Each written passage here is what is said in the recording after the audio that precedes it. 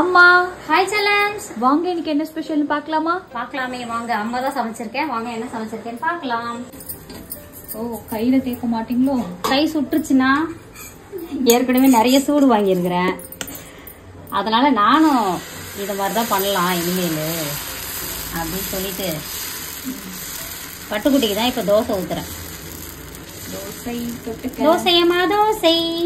அம்மா சுட்ட தோசை.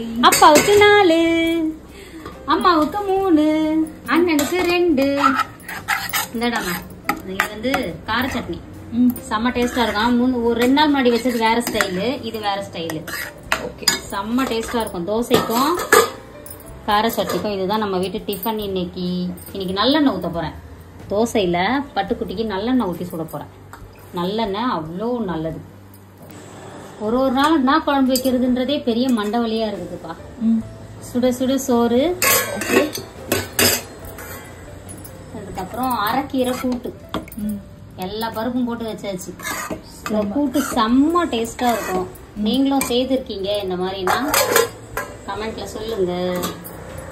அதுக்கப்புறம் சேனக்கிழங்கு ரோஸ்ட். ரொம்ப நாளா அந்த சேனக்கிழங்கு ரோஸ்ட் இந்த மாதிரி பண்ணி சாப்பிடணும்னு ஆசை, இன்னைக்கு பண்ணியாச்சு.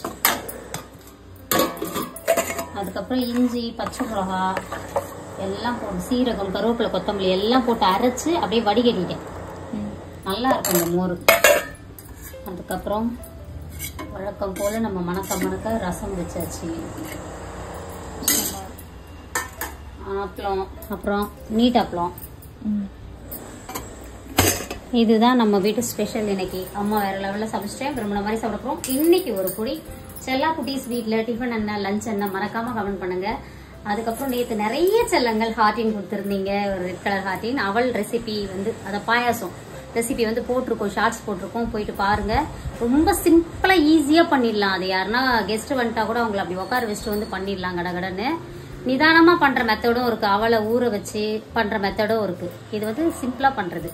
அதுக்கப்புறம் இன்னைக்கு திருமண நாள், பிறந்த நாள் கொண்டாடும் அனைவருக்கும் எங்கள் மனமார்ந்த நல்வாழ்த்துக்கள் செல்லங்களா. வாழ்க வளத்துடன், எப்போதும் மகிழ்ச்சியா, நிம்மதியா, சந்தோஷமா இருங்க. இருக்கிறது ஒரு லைஃப், அதனால ஹாப்பியா இருங்க. சின்ன சின்ன கோவம் வந்தா கூட அந்த நிமிஷத்தோட தள்ளி வச்சுட்டு அடுத்த நிமிஷமே நல்ல சிரிச்ச முகமா மாறிடுங்க. எந்த ஒரு வியாதியும் இல்லாம, நோய் நொடியும் இல்லாம இருப்போம்.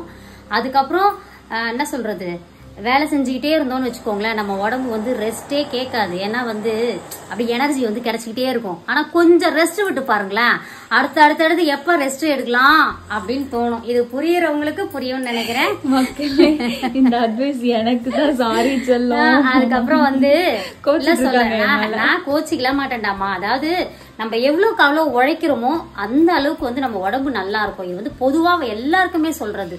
சுறுசுறுப்பா ஓடிக்கிட்டே இருக்கலாம்.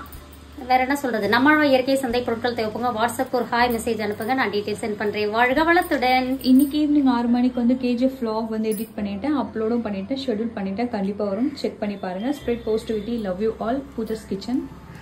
Stay tuned with Pooja's kitchen. Tata bye. வாழ்க வளத்துடன். வாய்ஸ் ஒரு குத்து குழம்பிட்டேன் நான். மாட்ட குழம்பிச்சு பூஜா.